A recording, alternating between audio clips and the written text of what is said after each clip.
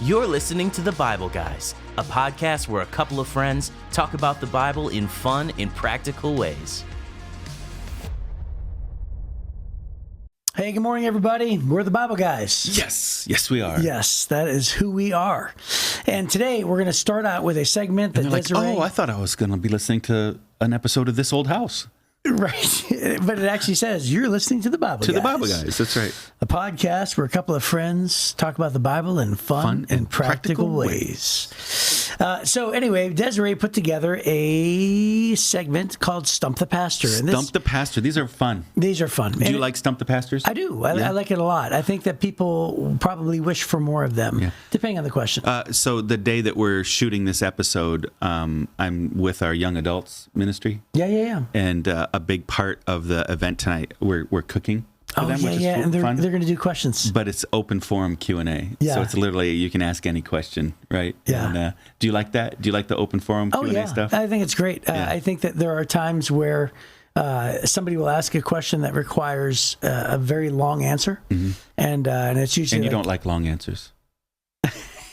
I like long answers. Yeah. I just think that, like, sometimes the questions, the multitude of questions is what's interesting to me. Mm-hmm. Not necessarily a 20-minute answer to one question that 10% of the room is interested in. That's all I was trying to say. Yeah. So when they ask questions that require a really long discussion, I'm like, I would have preferred to have 10 more other questions. Oh, yeah. You know what I mean? Yeah, I like the long ones because I think one of the arguments is a lot of times...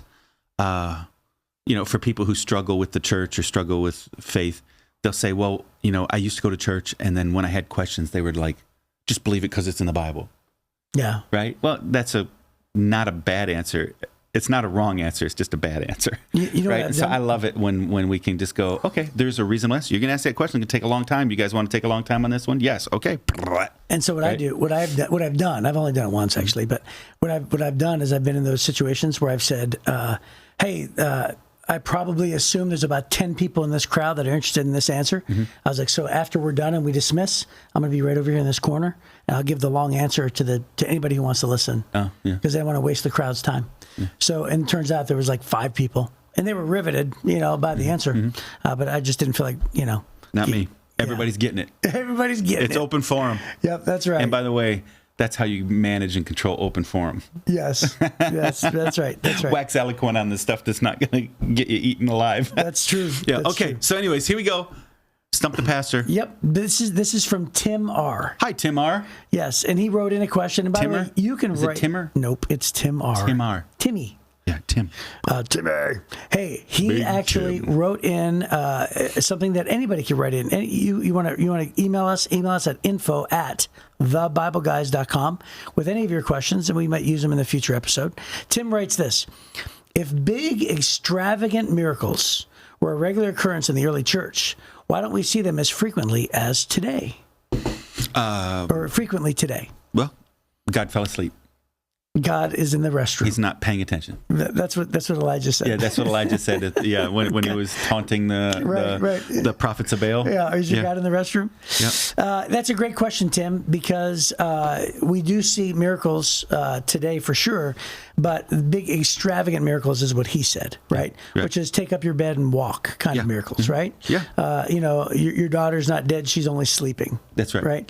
So where are they today? So, I got to tell you something. It's an interesting thing for me. You and I both just went to a conference by the Timothy Initiative in Florida. Mm-hmm. And it's interesting to me how which is a church planting movement all around the world. Yes. In the least reached people groups around the world. Yes. Mm-hmm. And I have a tendency to be around some of those things. And you always hear of extravagant miracles around the world. Yeah.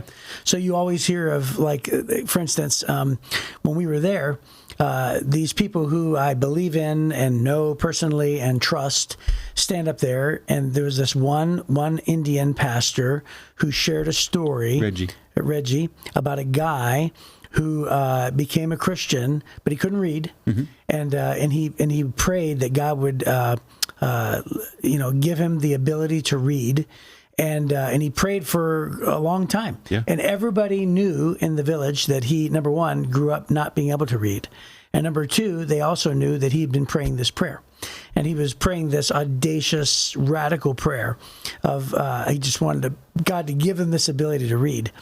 And they actually have it on video. They showed it on video where he actually picked up the Bible and one day just started reading. Yeah, but only the Bible. But only the Bible. Only the Bible. He can't read anything else. Can't read a newspaper. Can't read anything else. Right. And this Indian pastor, Reggie, was just, shouting this thing. And then he began to read. and then all of a sudden he shows this video and this, here's this guy sitting in this plastic chair in this dusty old room. And he's reading this Bible. And then all of a sudden, 98% of the village became Christians because of the miracle, the extravagant miracle that God did. Yeah. And so you and I hear of these miracles. And so as being a skeptic, and I don't think people truly understand the word skeptic, because when I say I'm a skeptic, people think, oh, okay, yeah, I have my doubts too. And I'm like, no. That's not what a skeptic is. A skeptic is, I don't believe you. I flat out do not believe that sentence. That is what a skeptic is. Until you prove to me that that is true, I don't believe it. And so because I'm a skeptic at heart, there's always something in me that goes, come on, right? And it's not that I doubt God. In fact, ironically, when I take my spiritual gifts test, you know what my number one spiritual gift is? Faith. Yeah. So it's like I'm a skeptic. God made me why am I a skeptic, God? But at the same time, I have faith. So when it comes to me serving God, faith is it comes to the surface immediately.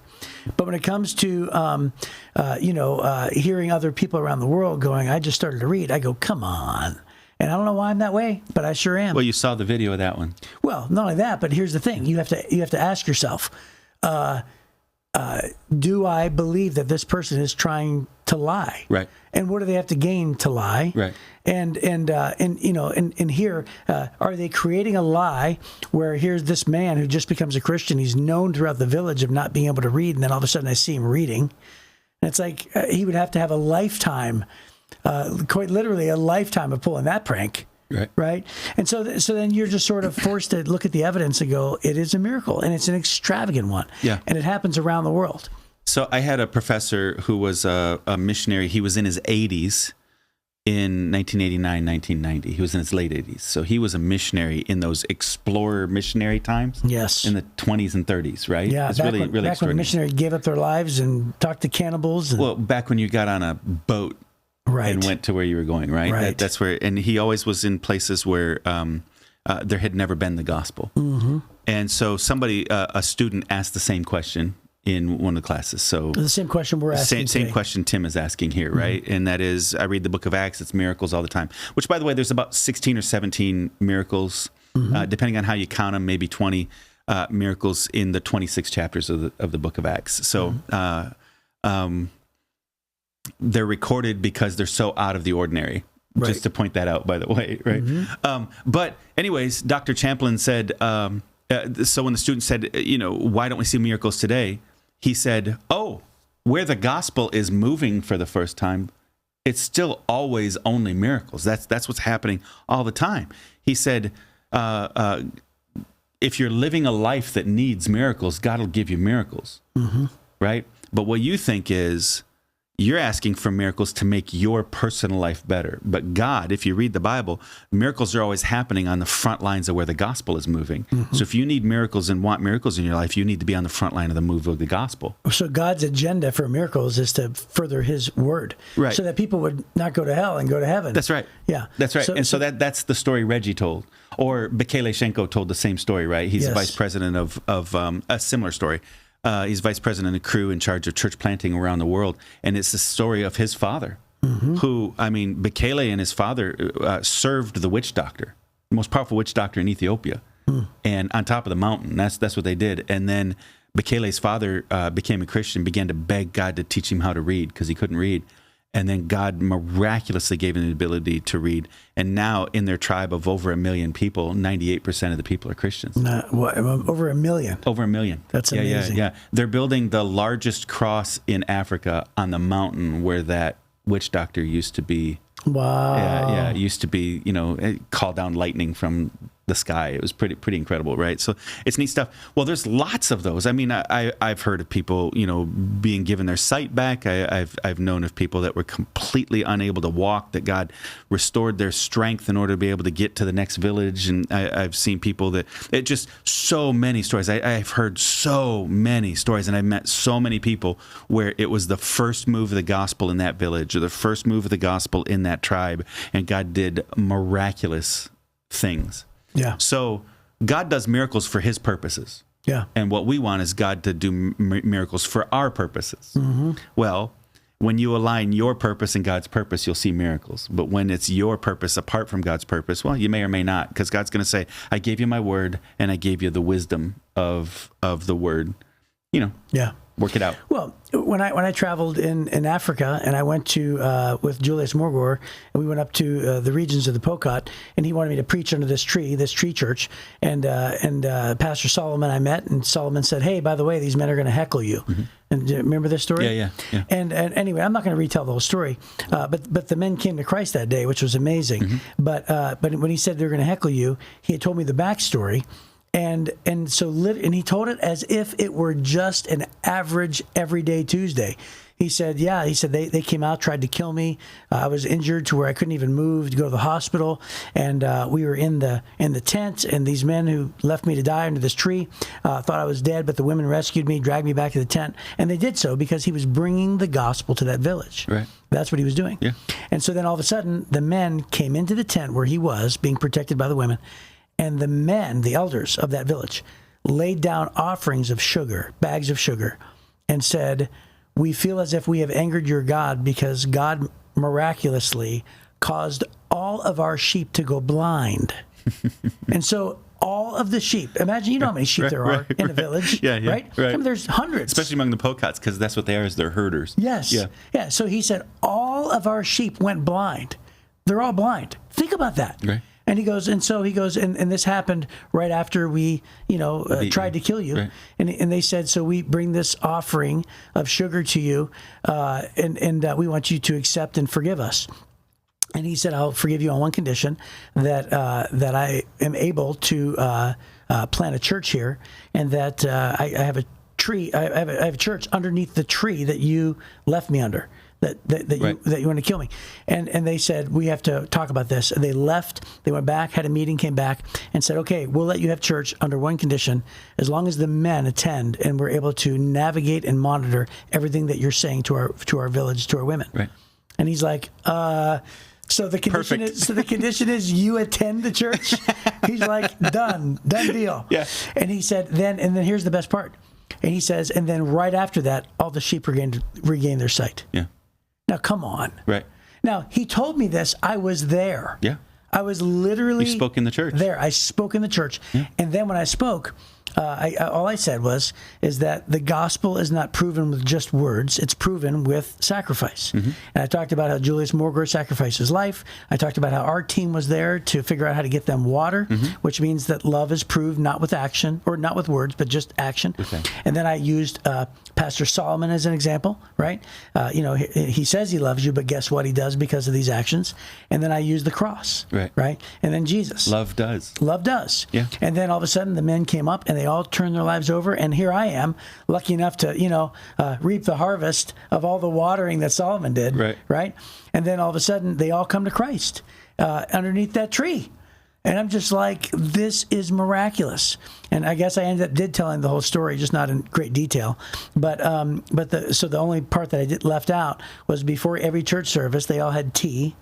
And Solomon would walk around with that bag of sugar. And spread it out. He would put it in everybody's tea, and he'd say, the sweet forgiveness of God. The sweet forgiveness of God. Mm. It's powerful. Makes me want to cry. Yeah. So those kind of miracles happen all the time, every day, at the cutting edge of where the gospel is spreading. Yes. So you want more miracles in your life, get a part of that, right? And, yes. and we have the benefit of being a part of that. God does other miracles. I mean, I've prayed over people that the doctor said there's no hope, he's going to die this afternoon, that one of the guys, he's on our safety team, and this was 10 years ago, right? And he's up and walking around, and I don't think this guy's ever going to die, it seems like, right? He just It's like the Energizer Bunny now. So I've been around lots of really incredible miracles. We prayed for a tornado one time, and God gave us a tornado 7 days later. Tore down a building we needed torn down. Oh, that's right. Yeah, you told me that, yeah. That's a whole other story. I've been around incredible miracles that God does. Those are few and far between. Yeah. But they're always in alignment with his purposes. Right. Not just with our appetites or what we want, right? Yeah. And so that would be it. So great question, Tim. Let me encourage you, get involved with organizations and things and places where miracles are happening. That's what you want to be a part of. Yep. Because that's where God's working. Instead of asking God to work in me, I want to work on what God's doing. Yeah. Right? That's what I want. So, well, we took extra time for that. But now we're going to launch into Proverbs chapter 13. This is good. Yeah. So the reason why we took time on that one is because this is more of the same, and you're going to notice the same themes in these, right? And that was a fantastic Stump the Pastor question. Fabulous question. Here you go. A wise child accepts a parent's discipline. A mocker refuses to listen to correction. Wise words will win you a good meal, but treacherous people have an appetite for violence. Those who control their tongue will have a long life. Opening your mouth can ruin everything. Ooh, there's a mouthful right there. That's good marriage counseling right there. Right, yeah. Lazy people want much but get little, but those who work hard will prosper. That verse 3, those who control their tongue will have a long life. Opening your mouth can ruin everything. Do these jeans make make me look fat? Yeah, right. Well, actually, yes. Right. It's so funny. Anyways, I'm sorry. That's how my brain works. Lazy people want much, but get little. But those who work hard will prosper. There's that hard work theme again. Mm-hmm. The godly hate lies. Man, there's this honesty theme again. The wicked cause shame and disgrace. Godliness guards the path of the blameless, but the evil are misled by sin. Some who are poor pretend to be rich. Others who are rich pretend to be poor. The rich can pay a ransom for their lives, but the poor won't even get threatened. The life of the godly is full of light and joy, but the light of the wicked will be snuffed out. Pride leads to conflict. Those who take advice are wise. Wealth from get-rich-quick schemes quickly disappears. Wealth from hard work grows over time. Hope deferred makes the heart sick, but a dream fulfilled is a tree of life. People who despise advice are asking for trouble. Those who respect the command will succeed. The instruction of the wise is like a life-giving fountain, and those who accept it avoid the snares of death. A person with good sense is respected. A treacherous person is headed for destruction. Wise people think before they act. Fools don't, and even brag about their foolishness. An unreliable messenger stumbles into trouble, but a reliable messenger brings healing. If you ignore criticism, you'll end in poverty and disgrace. If you accept correction, you will be honored. It is pleasant to see dreams come true, but fools refuse to turn from evil to attain them. Walk with the wise and become wise. Associate with fools and get in trouble. Trouble chases sinners while blessings reward the righteous. Good people leave an inheritance to their grandchildren, but the sinner's wealth passes to the godly. A poor person's farm may produce much food, but injustice sweeps it all away. Those who spare the rod of discipline hate their children. Those who love their children care enough to discipline them. The godly eat to their heart's content, but the belly of the wicked goes hungry. Ooh, there's a bunch of good ones in there. Yeah, for sure. Mm-hmm. Yeah, and I've heard you quote, "Hope deferred makes the heart sick." I've heard you quote that 100 times. Oh, people get angry and upset, and it's because they were expecting something that didn't happen. Right? And so you just kind of have to be patient in that moment and just understand, hey, they were hoping for something that didn't happen, and they're blaming you. Right. Yeah. And so there's wisdom in trying to not be the person that gives them false hope. Right. So you shouldn't be the person to give somebody false hope, because hope deferred makes the heart sick. That's right. Yeah. It's hard to lead long term if you're constantly making people sick. Instead, helping fulfill the dreams. Right. Is the other side of that. Yeah. Right. That's really cool. Yeah. Have you noticed how often he talks about accepting criticism? Wise people accept criticism. Wise people accept discipline. I was thinking of what discipline. You said 2 weeks ago, or last week, I think maybe you mentioned about Dave Harrington. What did you say? He made a comment. Something is love. Was it criticism is candor? Love? Candor is love. Candor is love. Yeah. Candor is caring. Yeah, that's what he said. Candor is caring. That's what he said. Yeah. Yeah. And by the way, that's assuming that the person who's being, giving you the candor is saying the right thing and they're a godly person, right? And they're wise. Mm-hmm. That's probably well. You have to sort wisdom out, and the only way you can sort out wisdom is, first of all, does it align with Scripture? Does it go against Scripture? Mm-hmm. And secondly, how often does he mention common sense? Right. So does it make sense? Because we've all received criticism from a fool. Mm-hmm. And that's not what it's talking about here, right? Yeah. He's not talking about, pay attention to the criticism from a fool. Right. Because that's not going to get you, poverty versus prosperity. No, you have to sort out, are they a wise person? That's right. Yep. That's right. Mm-hmm. So yeah. I was going to say, I saw verse 20 here, walk with the wise and become wise. And I was thinking, you have just gotten wiser and wiser and wiser I've been spending a lot of time with Chad. Yeah. I've been spending so much more time with Chad. You got me. Oh, there you go. Hey, you finally you didn't play the higher road person. No, you got me. Okay, you got good. me. So that's great. And Chad like that too. Chad's at home. Absolutely. Going, all right. Yep. Take one for the team. I want to point out one, and this might be contrary from from what you would think a pastor would say, but verse 22 says, "Good people leave an inheritance to their grandchildren." King James says, "Leave an inheritance to their children's children." Right. Right. But the sinner's wealth passes to the godly. We have this tension of Jesus, tells us to be generous. Mm-hmm. All these things. The Bible tells us to be generous. Mm-hmm. The Bible commands us to tithe. 10% of our resources should go to God's kingdom, right? That's rent for living on the planet. God promises to bless us when we get there. He doesn't promise to bless us when we're not there. So tithe is the beginning. But then above our tithes and offerings, he tells us that we should be generous people. And so Christians have a hard time. Does that mean I should give everything away? I feel guilty, right? I feel, I got so much blessing. Never feel guilty about God's blessing in your life. And as a matter of fact, it says a good person is going to build generational wealth. Right. Right? So what I found is, as we've obeyed God with our tithes, God has blessed us beyond my comprehension to this point. As we've stepped out and been more generous, over and above our tithes, and we begin giving offerings, God continues. I can't outgive God. But he's also given us the opportunity to begin to build wealth that would go beyond us, right? Mm-hmm.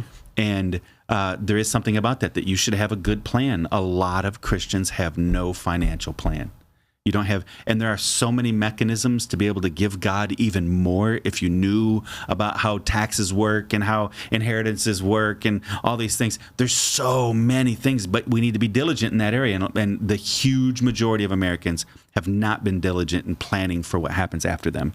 And so I just want to encourage Christians that are listening today, if you need help, we have a team at Heritage at our church. If you are here in Southeast Michigan, we have a team that's moving into this area to help people make good plans for the future, not to get money from you, but just we believe that this is a biblical idea, right? It's a biblical concept to prepare to leave an inheritance to your children's children.